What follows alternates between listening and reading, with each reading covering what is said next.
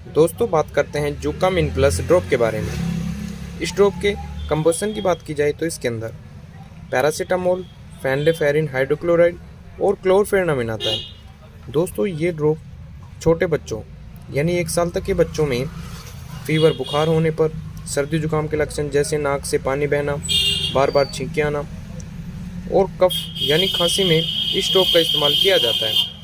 दोस्तों ऐसे ही दवाएं संबंधी जानकारी के लिए चैनल को सब्सक्राइब कर लें, वीडियो को लाइक करें। Thank you.